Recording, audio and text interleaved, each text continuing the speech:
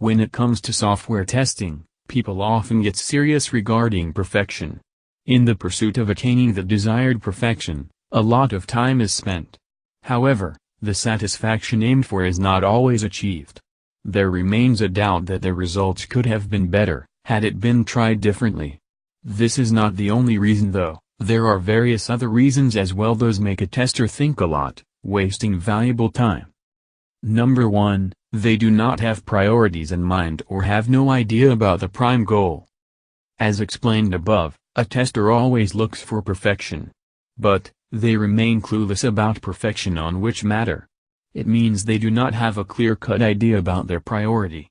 For example, they are not sure whether they want the user interface to be the most high-end, the speed is good enough, or something related to the visuals.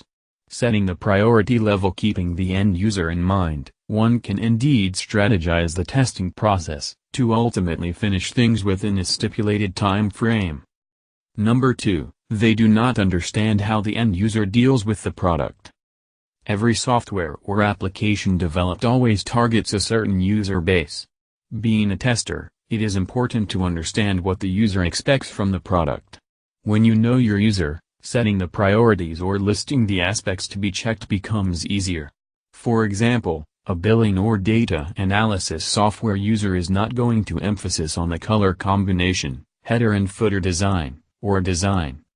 It is the speed and user interface that matters the most for these people. On the other hand, for a game app, factors like visual appeal or graphics are going to be important. Hence, by knowing the user and their preference, a tester should sort out the features to have a focus on. Number 3, testers get confused while visiting different interconnected sections of complex tools. It is seen on many occasions that sometimes testers get delayed with their work simply because they repeat many steps unknowingly. Specifically, while testing the large complex tools, they do not manage to keep track of the sections visited or tested. Testing the back-end features, those are often interrelated and perfection of which is important for the final front-end output, often create confusion among the testers. Though such issues get addressed mostly with experience, being a tester, it is important to note down the outcomes of their strategic testing procedures. The best recommendation would be to first thoroughly understand the final desired output by reaching the user level. Approaching this way can help them strategize the work in a much efficient way. Number 4, testers do not understand the product at its conception level. It is seen on many occasions that the testers do not just talk to the developer to understand the product from its conception point of view. They simply take the product like a genuine end user. The problem with such a mindset is that there remains every possibility for many back-end functionalities left untested. A developer develops the product keeping all sorts of cases studies or users in mind. One may not think about so many case studies simply upon looking at the end product. Similar is the case about a tester as well.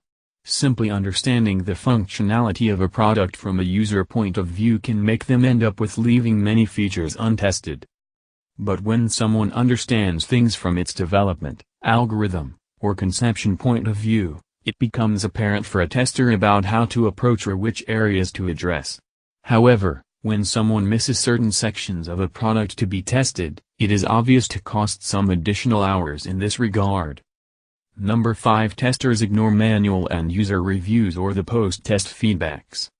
In the pursuit of ending the task in quickest possible time, testers often do not do the post-testing checks or reviews. This is not something a smart idea, though. It, in turn, makes them repeat the things they have already done. After all the testing is meant for the users. It sometimes gets difficult for one person to check all the little aspects of a product. It is thus recommended that a post-testing review should be conducted for the utmost accomplishment. Manual testing feedback is extremely important for a tester to know about how does the end user feels about the product. Instead of considering it as an additional task, one should understand that this approach can rather assure them of the perfection that they wish. Finally, it is advised for the testers not to get pressurized while doing their work. It only invites flaws while being in the pressure of attaining perfection. Rather, they should learn about how to be strategic and thus flawlessly finish the task. Well, that's an end.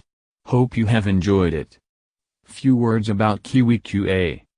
We are an independent software testing company with a focus on automation testing, load and performance testing, security testing, mobile testing and handset certification, white box testing, manual testing and QA process setup as key services. KiwiQA works for startups, small business and enterprise client across the globe. For more information visit www.kiwiqa.com. Thank you.